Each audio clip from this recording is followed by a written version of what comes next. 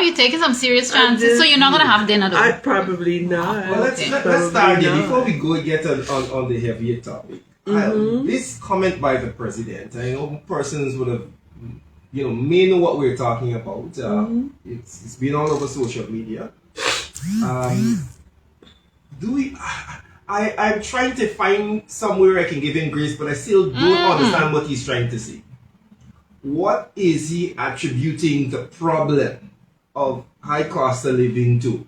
The fact that you are not purchasing from the farmers? I don't understand. What is this change in eating habits? You're buying too much, eating out. How? I don't understand. It may be unhealthy, but he's not a medical practitioner, so... How does that help us? And you're looking to me to help you understand? Like if I can be in Irfan's mind? What is that? What are you saying? I really tried to figure out what he was going with, but this idea of shopping too much in supermarkets. When here's the problem that I have with that. You have allowed an environment to crop up where markets, the traditional market, is not very accessible. You have the Chinese who are putting up supermarkets on every corner, first of all, and beating out the mom and pop's corner shop. Yeah. And this is what the people have. This is what you have accessible to you. If I'm in South Granville, I have no less than 1,600 Chinese supermarkets to choose from. So, what do you mean you're shopping too much at supermarkets? I don't understand. Randy, but it's interesting, even before MP jumps in, I sense that you are genuine. I mean, folks, you can't see, just again, even though Randy apologized and let you know that we're having some internet issues, you can't see Randy nor myself this evening. But I wish you could see Randy. Randy is genuinely confused by this statement. I've never seen him stutter so much. And I understand the confusion indeed. And Randy, you made a very good point about the Chinese supermarkets, and I want to make it clear that we're not here beating up on them, but Randy is correct. Randy talked about there being at least 1,600 of them alone in the community in which he lives. I made a point earlier today.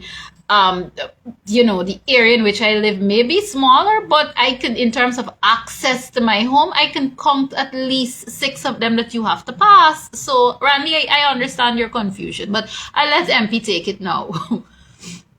Actually, I don't know if MP could tell us what the president was talking about, where he was trying to get at. I don't know if it actually makes any sense. And so we might be wasting our time this evening trying to decipher and trying to stay explain what he was, talking about. Trying to do what, Randy? Stay explain. We're trying to make sense of it. Trying to bring some sort of sanity to the madness. That's how we say it now, since trying to stay explain. Randy, you're confusing the people even more tonight. Look, I want to give him grace to say that maybe he was trying to explain a particular concept and was not doing a very good job of it. Yeah. But then, in reality, I think what is happening is that the president said how he feels. Yeah. It almost reminds me of when Marie Antoinette, when the people were starving and they said they wanted, they're hungry and they wanted bread. She said, well, let them eat cake. It's a lack of sensitivity to what the Guyanese people, the hardworking Guyanese people are experiencing right now. I went to the market this morning because I didn't get the chance to go last Friday. And I had 5 yellow plantains, probably this size, for $900. And that was in the market that the president said go to. Go to, yeah. And so there is a disconnect between the reality of the average Guyanese man or woman and the president's existence in his world and the world of his friends and family and so on. He spoke about imported inflation, and that has its place. But like I said in a statement that I issued on Friday, the government's role is not to blame this on a cultural issue. The government's role is to make sure that Guyanese are cushioned from the effects of these phenomena that he described, high fuel prices, fertilizer shortage, etc. And they're unwilling to talk about things like price monitoring. They're unwilling to talk about things like consumer protection and putting systems in place. Places like Barbados do it. Trinidad, they do it. But for some reason, Guyana and Irfan Ali and his administration appear to be unwilling to step in as it relates to food prices. You see them stepping in as it relates to bottled water. And it's very interesting that that is the area that they're intervening in when it is alleged that the president's brother has a direct interest in GWI and significant contracts. And so one would not be surprised if it is the case that these bottling facilities, etc., and these operations were built or set up by the Sigma people. So you know, when the leader of the opposition exposed that whole connection, I was like, oh, this is why they're interested in bottled water, because there's a direct fiduciary interest there from all appearances. So, but to intervene in terms of the price of sugar and rice and so on, and to require that Guyanese pay no more than X amount for a pound of sugar, X amount for a pound of flour, the government seems unwilling to do that. They can do it, but they appear to be unwilling to do it. The other thing that his statement betrays is that the government is basically saying to Guyanese, you all are on your own. Yeah, fix it yourself. Basically, that is what he has said. There's nothing else we can do. You are on your own. And so there's no talk about maybe subsidizing the basic food items, subsidizing flour, sugar, rice, oil, potatoes. Those basic food items. There's no talk about subsidizing that. But we are raking in money like never before because of the price of oil. So the government has left us on our own. And I have to point this out. And this is why you see it's very important to understand the history of your country. When Forbes Burnham, many, many moons ago, put Guyana on a path of self-sufficiency, it was attacked. It was, you want the people talked punished. down about, oh, you want people punished, you want this, you want that. Now they're advocating the very thing. Correct. Now imagine where we would have been had we retained some of the good ideas, initiatives, etc. We're now looking to make rice flour. When if we had done what we could have done, given the expertise that we had developed in that, we would have been farther along. And so what is happening with us is that historically we've been saddled with leaders in the PPP, for example, who insist on building and breaking. They are unable to adopt good ideas and keep them going if they don't apparently come from them. And so I think Guyanese have to brace themselves for a hard time, because if the president has said to you, you got to change your eating habit, stop buying in the supermarket, go to the market, people are cooking less. If he can say that to you, but this is a man who, when he sits down, every single meal that he eats is catered for. He doesn't get up in the morning and cook his meal. Every bill that he could possibly have is paid for by taxpayers' money.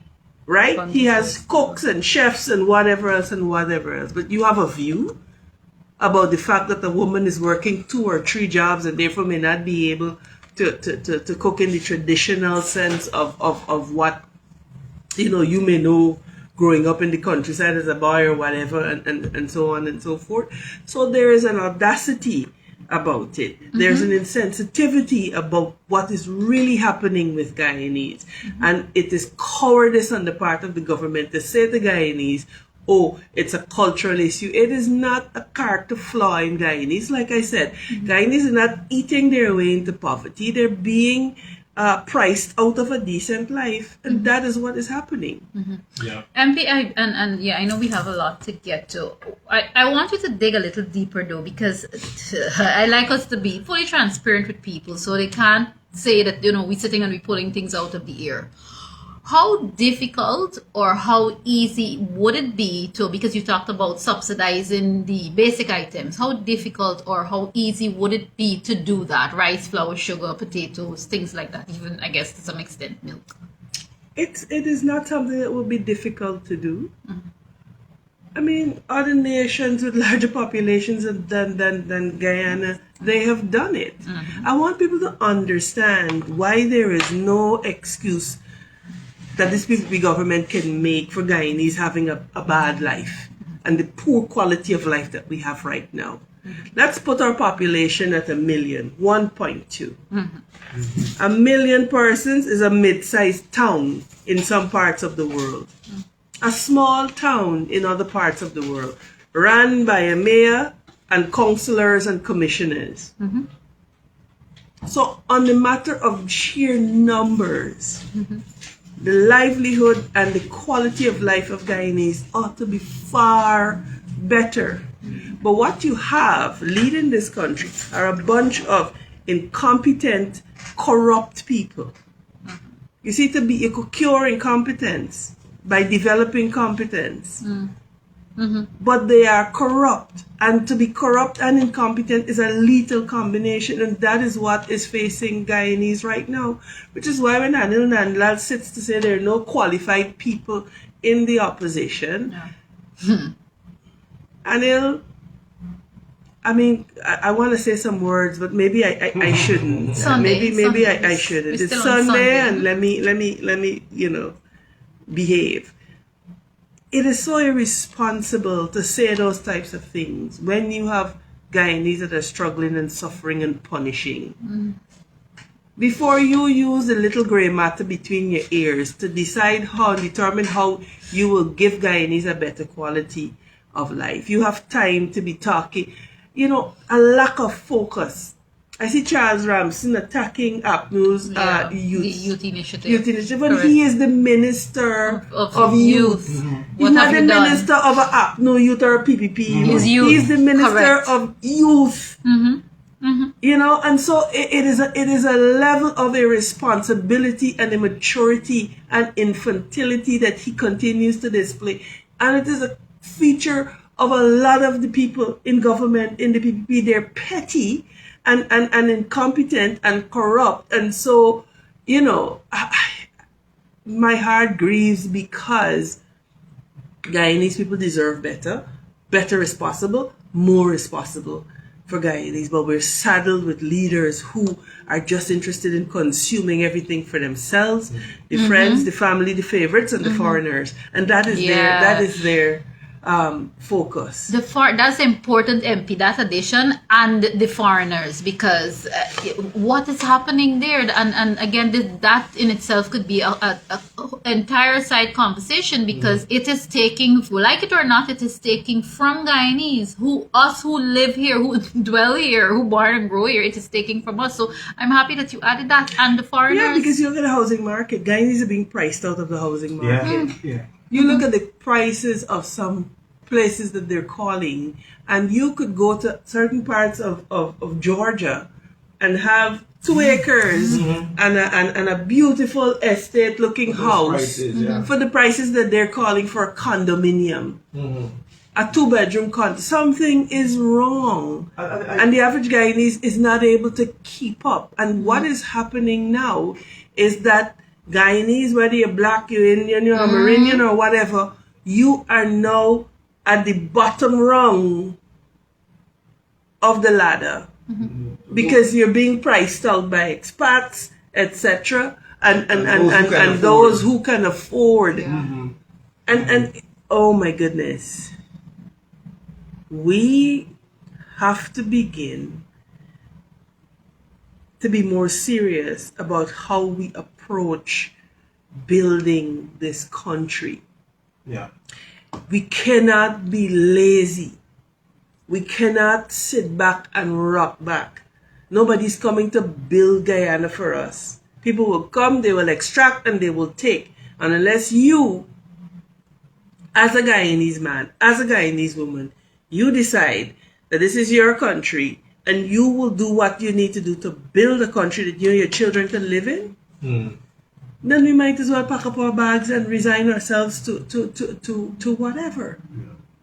And I agree with you, there is no attempt by the government to remedy any of the issues that are affecting us, especially this idea of prices and price control. The housing market is a great example of how your average Guyanese can be priced out of even affording. I know you're a couple of years ago, 10 years ago, saying, what, I can save a couple million and I'll pay that down with a mortgage and I'll get this building is probably about 25 million. That building now is being priced at $80 million. So the average man who can knock his stomach and find a little down payment for a mortgage can't do that now. You can't do that. They now have to go and look till past Burbies to find something that price. The thing is, I'm saying that there's no attempt to remedy that. There's no attempt to say, you know what, hey, we need to have some price controls here because the average Guyanese are being locked out. They're being locked out. When you go to the market like MV went to, in the market, you're being locked out because you know it's the reality. The things that you want to buy are too expensive now. And you know, you're forced to buy, you know, something that you didn't want. And so, what is there to help the average Guyanese? The cash grant? What's there? What is there? But I think Yeah. Look, don't get me started. Because you see, this is the nonsense that I talk about, that this PPP government, they lie to Guyanese people. You all remember when in the last parliament we said to Guyanese people, listen to us. Cash grant is not the solution to the problem. Yes. Correct. Here we are. Right? Cash grants are not a long-term solution to the problem. Anil, this is their mindset. They don't want y'all to have money. And then we put Guyanese on a diet of cash grants.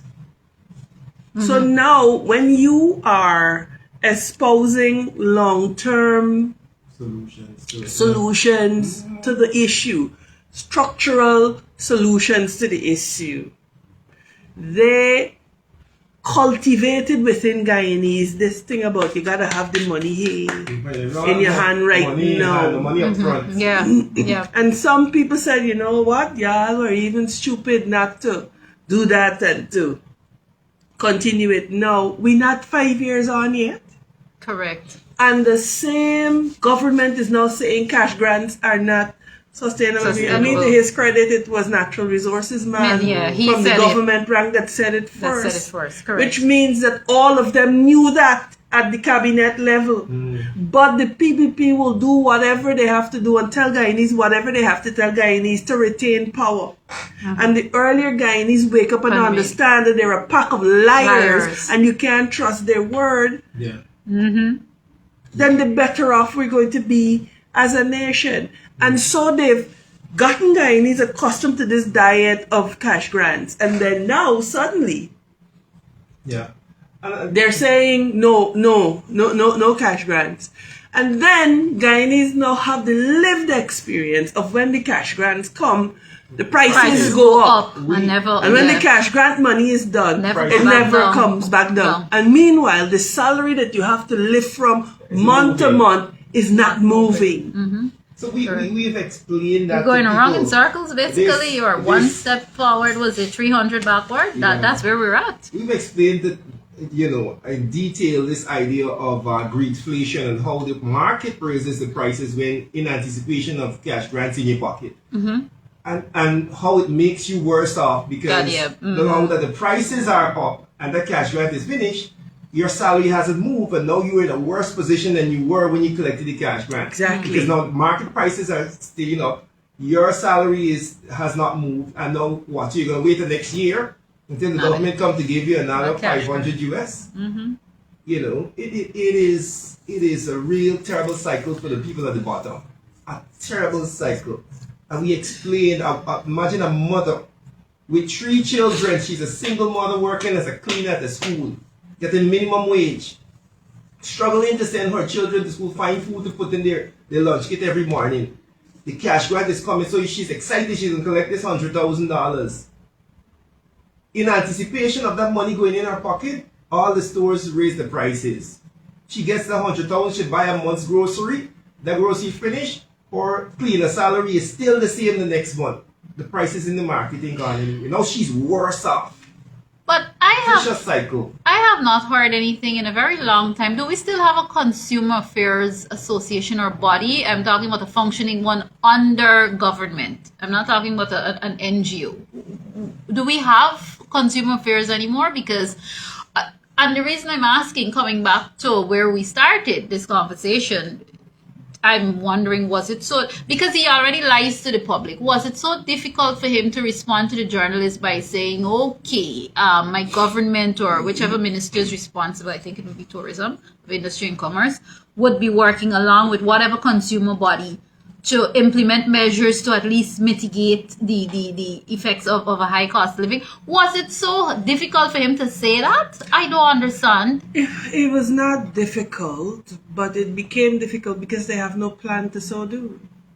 So how is he going to reference doing something when there is no plan to so do? I recall maybe 3 or 4 budget speeches ago when they talked about moving shipping rates to pre-pandemic levels. Yes. And so on. I said to them, look, it's not going to work. There's a Starbucks News article with the president begging importers to drop the prices.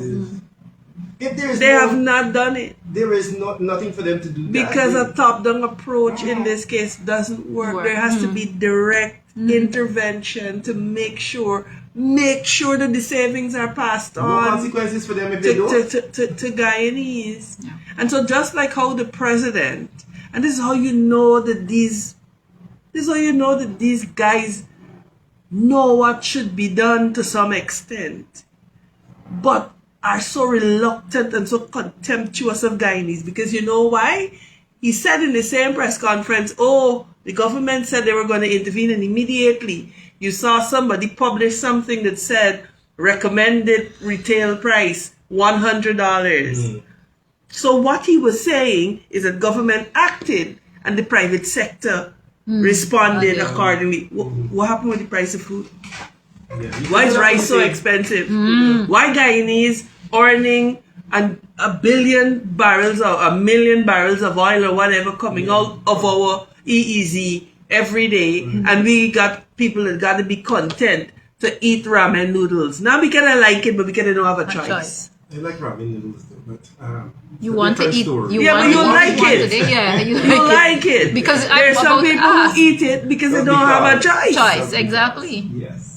I understand that. Because God forbid if that is the one meal a day we should have, people like me gonna disappear very quickly. You don't want to ramen. I could look like ramen if you want to get technical. But just to answer your question, yes, there is a competition in consumer. No, there is, and they do a job. They do a very good job, because I know of people who have gotten issues resolved around being robbed with cars and so on and so forth. They cannot act, however, in a vacuum. Yes, it has to be a cabinet decision that then is sent down to them as an instruction and a rollout of what they do. So it's not that they could take it upon themselves. The government has not mandated that sugar shouldn't sell for more than XYZ a pound. They haven't said that rice should not be more than XYZ a pint. You see? And so these are the real pressing issues that are facing us, which is why I do not understand how we have time for so much nonsense. Like, I do not understand how this government and Ramsden and them got time to see what crowd and who doing what and who doing. That's what he took out of that. Are your sport facilities up and running? Look at the cultural center condition. Why doesn't Charles concern himself with that? And you see, if we as Guyanese start bumping them more when they come with this nonsense, correct, they're going to get it right, you know. Indeed.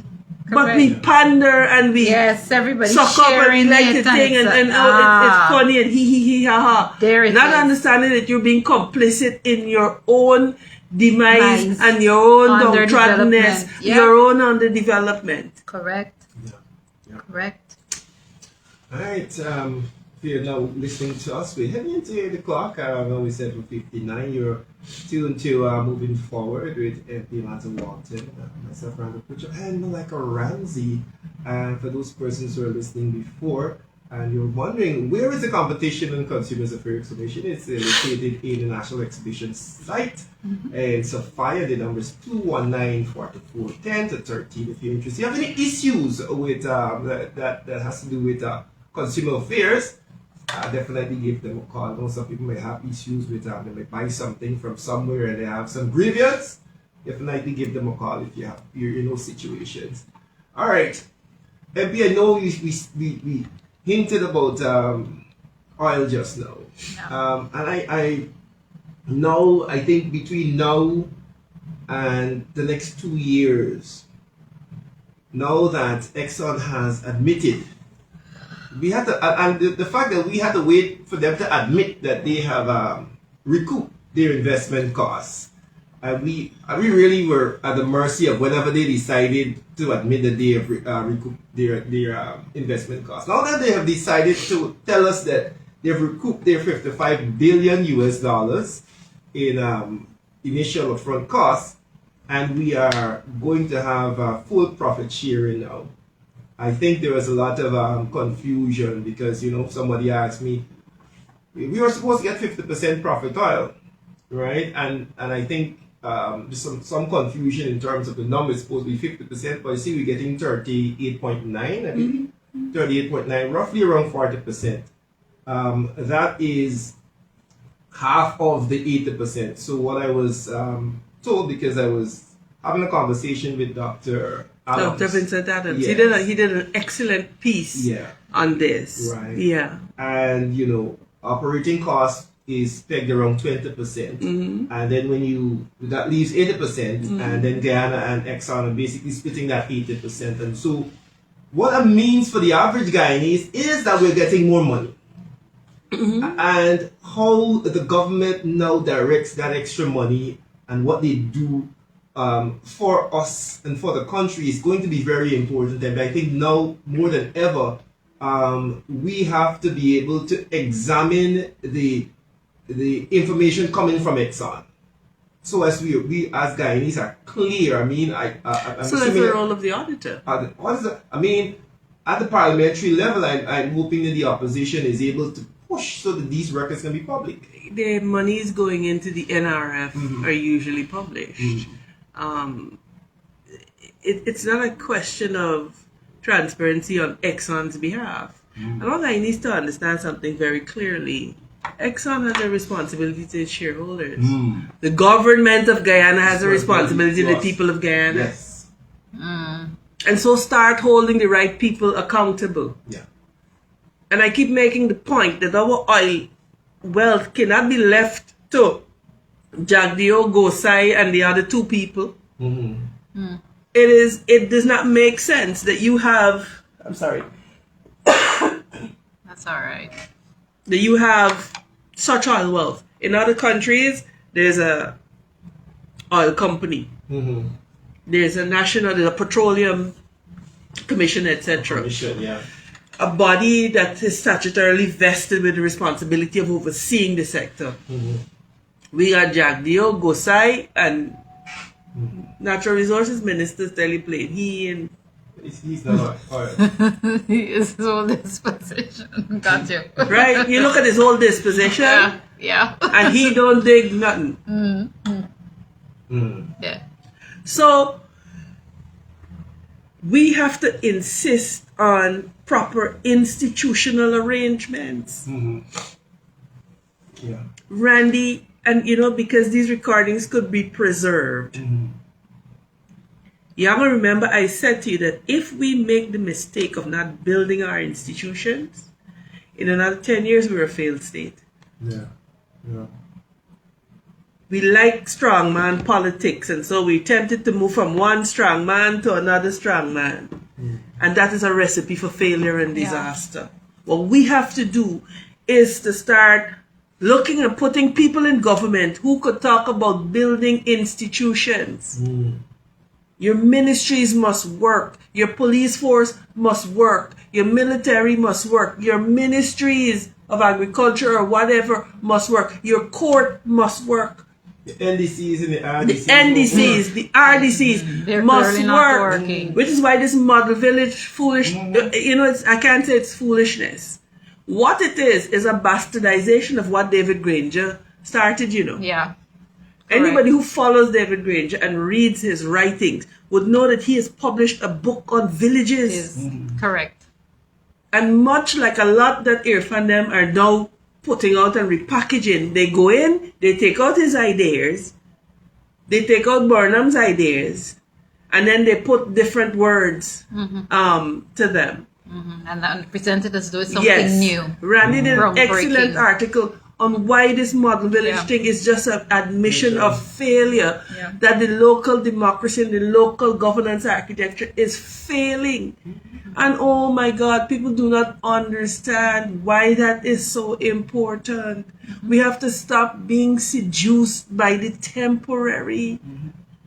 Yeah. Irfan them will come and bring gifts and smile and ride the wrong tongue and thing and so on, and people are charmed by that. When they leave, And when they leave, That is the it. councillors are not working. The NDC is not working. The RDC is being run by the REO. now if you ask people, what do you prefer?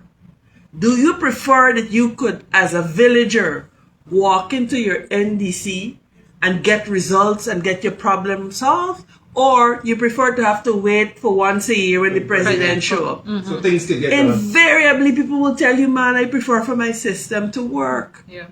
But the PPP is not interested in that. They want the personality, leadership, Camera. and the action. camera and the action and so on. When the show leaves, That is your it. village, Everything dark. it's back. Yep, it's to normal. Theater Circus closes rolls down, into and town. that's it. Yeah. Circus rolls With into all the town. clowns, remember the clowns come with the circus They too. put up a big Yeah. tent and people come. They force the 10-day workers to come sit down under the tent and we have a nice talk shop. Oh, and then the president said, man, look, fix it. And he goes and explains, like, this is how you run a country. Right? And then the systems are still broken. What we doing? The systems have to be fixed. And let me tell you, it's not sexy work. And that is the problem. Yeah. And because my background is in institutional strengthening and capacity building, this is why I don't know if it's my training, but I can't get carried away with the show. Yeah. Because I Not always impressed. see behind and beyond the show. Not impressed. Are the systems delivering for ordinary Guyanese? And the answer is no. If you go into an office and you don't know somebody, you'll be sitting there for 4, 5, 6 hours. Yeah. Yeah. Corruption again. When the doctor said I had when I wasn't feeling well and I went to the Georgetown Hospital. He said, why we Brave don't- woman. No, but if the average Guyanese got to go to the Georgetown Go, yeah. Hospital, I should be able to go too. Yeah. Because Let's see the if the system teacher work. gets sick, she got to go to the Georgetown Hospital. So Amanza can't be so high and mighty that she can't go to the Georgetown Hospital. So I went to the Georgetown Gives you an Hospital. opportunity to see the system. You see the works. way the system works. Yeah. You understand what the challenges are. And sure, people come up to you, they tell you what some issues are. You can't call me name, but X, Y, Z, and right? So when you look at all of the money that we have, there is no reason that our system is broken the way it is. It is deliberately kept that way. Yeah. However, because the PPP's modus operandi is to keep us down below here fighting each other whilst they make off like bandits at the top. Yep. So if you and Malika and Randy, me, you and Malika, we could be fighting each other. If Apno and Win could be fighting each other, and that's the theater and the spectacle, they get to make off more like bandits. Correct. Yeah. Alibaba You and the understand? 40 If this body Correct. says this about Muhammad and the body said about Amanza, and this, they like that. Yeah. They like that Yeah. because it's a distraction Distraction. and it's a spectacle. And instead of people now looking to them They're looking at each other. Exactly. And Who is the monster? Who are we fighting? I That's why I wonder- said people forget what this real fight is about. Yeah. To deliver us from, well, evil, basically. MP, I want to widen that though, not only for us to be fighting against each other, but for us to be dependent on the government. Because that dependency, that fighting is one thing, but that dependency says, hey, I'm not going to speak up too loud against them because you know what? Because I'm getting a little contract, I think getting here, depending on them for my survival. If the Guyanese people were all put in a position where our boats are floated and my livelihood is not pinned to you, like, you know, I'm holding on for dear life for the little crumbs that you're throwing to me, then I'm in a position to say, hey, what are you doing? This is mad, this is foolishness. And if more persons are able to stand up because their livelihood is not pinned to the government, then you have a society where more persons feel free to participate and make noise. And that's what they don't want. You see, it's not a question of your livelihood being pinned to the government. The world over, the government is usually the largest employer, the largest giver of contracts, etc. What makes the difference is the disposition of the people in power, one, and two, whether your institutions work. People confuse the government and they confuse the state. Yeah, correct. The state is the state is the state, and it exists irrespective of which government is in power. Yeah. What the PPP has done successfully is that they've blurred the line between government and state. And so they have broken down the state institutions to the degree that you can't tell the difference between the PPP government and the state. Do you understand what I'm saying? So in those countries where you see people are free to express their political views, and it does not mean that they can't feed their family the next day, is because the state institutions function to the degree that they protect those people from the intervention and suppression and oppression by the government. It protects their fundamental rights. And so this is why I keep saying to Guyanese, we have to build up our state institutions. Because unless we build up our state institutions, we are forever going to be beholden to the wiles of the man or the woman in state house. You have a system where, you know. You think in Barbados they don't have people who don't agree with Mia Motley? You see them complaining that, oh, they lose this contract and they do that and they do. There is a level of oppression that the PPP exerts on Guyana that is dictatorial and autocratic. It is not normal. You understand? There is a bent on domination and control and annihilation, and it is almost like they mean to humiliate you. That you must beg and grovel and be reduced to nothing. And all it is a bunch of weak men who need to oppress and suppress other people and women to feel powerful. Very true. And as this country comes into more money, I think that it's going to get worse. Because it's interesting what MP is saying, quite interesting, and it makes me wonder indeed. I mean, we know that they're no good, but then it makes you believe and you're convinced that they're monsters, because I cannot understand how an entire nation, practically an entire nation, is complaining about this suppression. You living in fear. You talk, you can't work. You talk today, you can't eat tomorrow. You talk today, next week you get transferred all the way to Monkey Mountain or wherever. And they are not budging. There's not one person in the PPP that's saying, you know, let me be specific, in the government. And they're trying because what they're this is doing, wrong that we're doing? Because what they're doing is that they're literally withdrawing all of the money from the NRF. From the Natural Resource Fund. And so the idea was that that fund would be a reserve for the future generations. Because we are extracting the oil now, it's not going to come back. Right. So morally, legally, as a matter of right, the future generations require of us that we save up some of that, invest some of it. What the PPP is doing, they are withdrawing and leaving the bare minimum, sucking it dry. This is why they could pass a 1.558 trillion budget and then come 2 months later for $54 billion.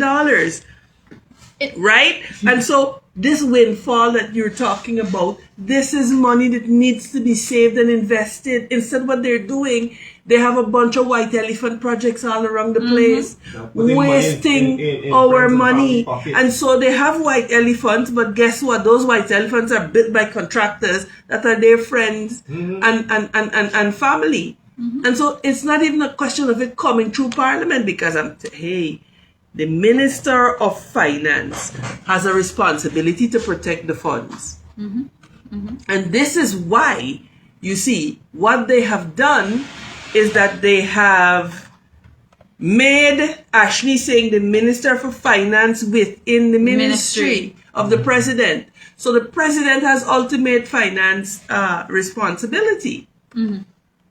Right? The President has ultimate responsibility for finance. And guess what the President has? Immunity. But if Ashley believes that hiding under the President or behind the President's curtail will save him from jail, he got another thing coming. Because when the government changes, all of them. And I'm happy that you talked about when the government changes. And MP, I'd like your opinion on this, even though I think you've given it already. I think I was saying to my mom or someone else, at this rate that we're going, when the PPP comes out of office, and believe you me, they will, I feel almost sorry for the next government, whether it be Forward Guyana Movement, whether it be a coalition government or who else, because is it an empty? The mess that you will have to clean up. But you know what? It's worth it. We can clean it. We can clean it up. But it's terrible what the next government will face. Because Guyanese deserve a government that actually cares. Yeah. Not that says it cares, that actually cares. So it's gonna be messy, but we will clean it up. Yeah, somebody got to shovel the mess. An empty treasury, because what? What you is understand? Happening? So this is where we are, and I want to encourage our Guyanese brothers and sisters. Y'all stop being distracted with these sideshows. Stop being distracted with the sideshows and the lives and who said war and who said this and who said that. When the rubber reaches the road, those things become irrelevant. Are your institutions working? Are your systems working? Those are the things that actually matter. Correct. System check. All right. Before we run out of time, I know we have to talk about the MV Bereimma. It's been over a month now, and wow, time flew by. You know, there are a number of families who are still waiting for answers and waiting to see whether or not the remains of their relatives will be recovered. I note that the government put out a tender for the salvaging, which I found kind of interesting, when you could have just gotten someone at whatever price. I mean, normal market price and salvage the ship. Yeah, we have the money to do it. The government wants to drag their feet for as long as they possibly can. And they're using the excuse, you see, if we'd got it on sole source, it was another story. Sole source, relevant things. But they sole source other stuff. Yes. All the time. Emergency. Right? But the raising of the vessel is not something that they believe should be sole sourced and expedited. You know, this government is sick. And let me tell you something, Guyanese brothers and sisters. Y'all stop being distracted. Okay? Stop being distracted with the nonsense that's playing out on social media and this body gone live and the body gone live. Stop being distracted by it. You have to focus, because I want you to understand that the people who are robbing and raping this country are focused on doing so. Diligently. They're not in distracted the morning at all. they get up at 5:30 and how do we rape Guyana today? Correct. How do we rob? Elephant project can we come up with? Where else could we funnel money? Meanwhile, you this body on the live and the setup and the setup and you are distracted. Meanwhile, the ground is being dug out from under you and you don't even realize. It's the old Roman trick of bread and circuses. And then you end up, the same people who digging the ground out from under you end up defending them people. It's crazy. MP, I want to ask a question. I mean, and of course, here is where I guess you can put on your attorney cap. I don't know that it's off ever, but I'm just saying. Can't a group of families of people who would have perished on the MV Bereimma, especially those whose bodies are still accounted for, can't a lawsuit be filed against this government? Is that something that can happen? Of course it's something that can happen. Of course it's something that can happen. There's no... The statute of limitations and that is far from over. And so, it is to the advantage of those families to wait on the COI, unlike the DPP that went ahead and charged people for murder and have no, they're not awaiting the COI. But there's time to do that. There's time. There's absolutely time. It's not the statute of limitations on those things. Is nowhere close to being an issue just yet.